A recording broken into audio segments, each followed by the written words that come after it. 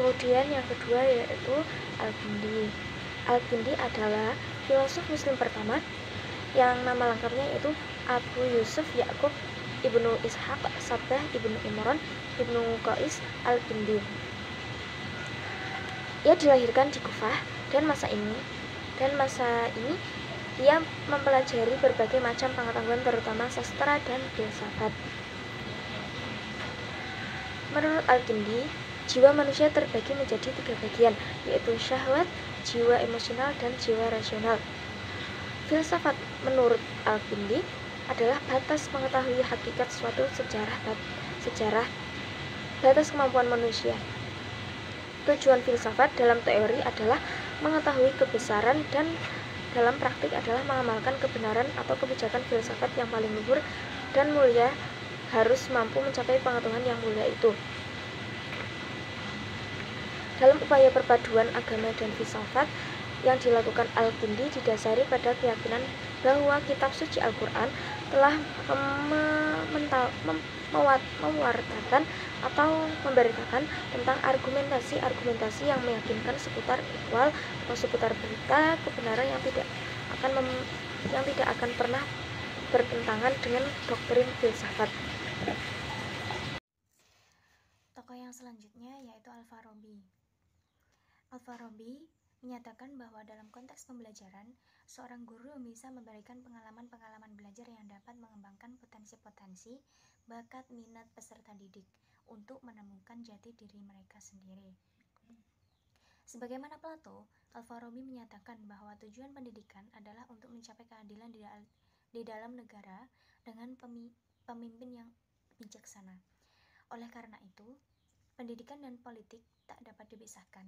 Pendidikan harus juga memperhatikan terwujudnya masyarakat adil dan sejahtera.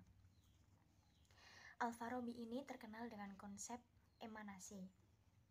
Untuk praktek pendidikan yang dapat diambil dari konsep emanasi ini, bahwa keyakinan yang sudah ada perlu dikaji ulang dan diteliti kembali untuk mendapatkan pengetahuan yang benar tentang sesuatu.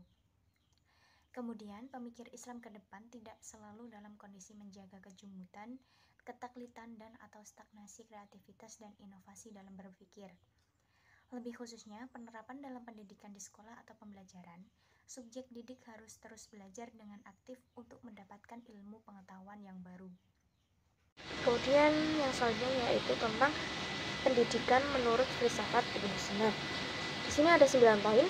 Saya akan mencoba menjelaskan secara ringkasnya. Yang pertama yaitu tujuan pendidikan. Tujuan pendidikan menurut Ibnu Sina mengatakan bahwa harus meliputi semua perkembangan seluruh potensi yang dimiliki seseorang untuk ke arah perkembangannya yang sempurna, baik itu aspek rohani, jiwa, fisik, intelektual, dan budi pekertinya. Jadi pada poin pertama ini, menurut Ibnu Sina, tujuan pendidikan harus meliputi semua perkembangan atau potensinya yang dimiliki seseorang untuk dapat mencapai ke arah yang diinginkan atau dapat mencapai ke arah perkembangan yang diinginkan. Untuk yang kedua yaitu tentang kurikulum pendidikan. Konsep kurikulum menurut Ibnu Sina didasarkan pada tingkat perkembangan usia atau anak didik. Pada usia berumur 3-5 tahun, menurut Ibnu Sina perlu diberikan mata pelajaran budi pekerti, kebersihan, dan kesenian. Karena apa? Pada usia tersebut, usia yang bisa dibilang masih anak di bawah umur ya, perlu diberikan pengetahuan tentang budi pekerti sejak dini agar kedepannya bisa memiliki kebiasaan yang baik.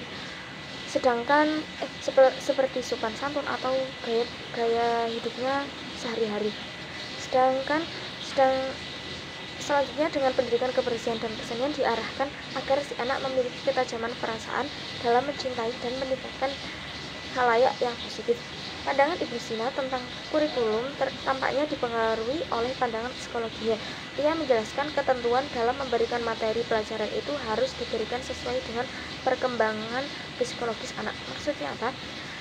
Setiap orang itu kan memiliki perkembangan atau memiliki kepribadian yang berbeda-beda.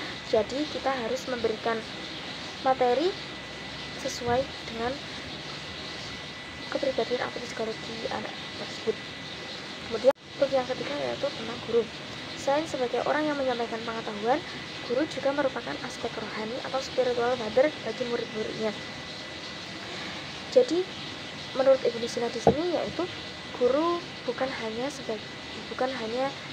yang berpenampilan menggunakan jas, yang berpangkat dan lain-lain, namun guru di sini adalah yang dapat membimbing, yang dapat mengarahkan anak didiknya agar dapat mencapai tujuan yang ia inginkan. Kemudian poin yang keempat yaitu metode pendidikan. Menurut Ibnu Sina ada 3 macam metode pengajaran, yaitu metode berkisah atau hikayat novel, metode yang kedua metode deskriptif analisis, dan praktek langsung dalam kehidupan. Metode kisah yang pertama yaitu metode berkisah atau bercerita, misalnya dalam bentuk hikayat-hikayat atau roman atau novel. Metode ini dipakai untuk memudahkan dalam memberi pengertian kepada murid atau membaca sebuah buku. Yang kedua yaitu metode deskriptif analisis. Metode ini merupakan metode yang bertujuan untuk menggambarkan atau menguraikan sesuatu dengan uraian sistematis. Kemudian yang ketiga yaitu adalah dengan praktek kehidupan sehari-hari. Untuk menuju kesempurnaan, metode ini berupa pengaktualisasian ajaran Islam dalam kehidupan sehari-hari dengan menaati semua perintah dan menjauhi larangan Allah sebagaimana yang diatur dalam ajaran Islam. Kemudian poin yang kelima yaitu tentang pentingnya kecerdasan akal. Dalam kemampuan akal mustafat ini, manusia berbeda antara satu sama lain. Ada manusia yang hanya mampu mengatur aktivitas hidup, ada yang lebih beriktisal secara langsung dengan akal kreatif sehingga ia mendapat limpahan ilmu pengetahuan dari akal. Hal tersebut, akal yang mempunyai kemampuan demikian oleh Ibnu Sina disebut juga dengan akal al-Quds atau roh suci, yang merupakan taraf tertinggi yang dapat dicapai seseorang sehingga terbukalah baginya ilmu rohani. Jadi menurut Ibnu Sina di sini pentingnya kecerdasan akal ini sangat penting ya untuk mencapai tujuan pendidikan yang diinginkan. Kemudian poin yang keenam yaitu tentang aspek emosi. Menurut Ibnu Sina mengatakan bahwa emosi dan kemauan berpengaruh terhadap tubuh berdasarkan medisnya, bahwa sebenarnya secara fisik orang-orang yang sakit hanya dengan kekuatan kemampuannya dapat menjadi sembuh, dan begitu pula sebaliknya. Orang-orang yang sehat dapat menjadi benar-benar sakit bila terpengaruh oleh pikirannya bahwa ia sakit. Demikian pula katanya. Filsafat Ibnu Sina bertentangan dengan pendapat umum yang mengatakan bahwa tubuh manusialah yang berhajat kepada jiwa. Menurut Ibnu Sina bahwa bukanlah tubuh yang berhajat kepada jiwa, tetapi sebaliknya, jiwalah yang berhajat kepada tubuh. Dengan bantuan panca indera luar dan panca indera dalam oleh jiwa, tegasnya akal manusia meningkat dan potensial menjadi bakat, aktual dan selanjutnya menjadi perolehan.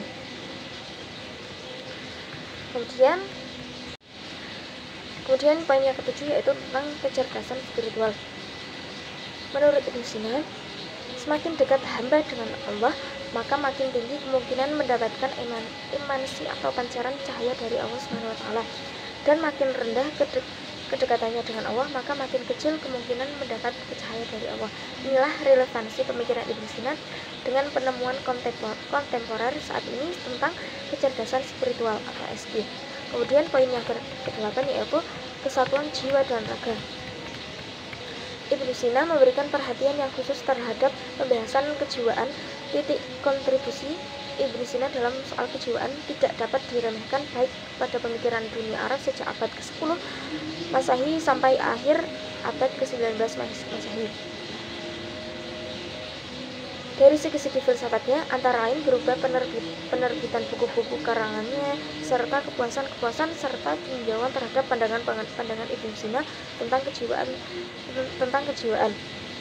Teori Ibnu Sina sendiri tentang kesatuan antara jiwa dan raga sangat relevan dengan pendidikan rohani, yaitu dalam pendidikan perlu ditekankan upaya pendidikan yang komprehensif dan holistik.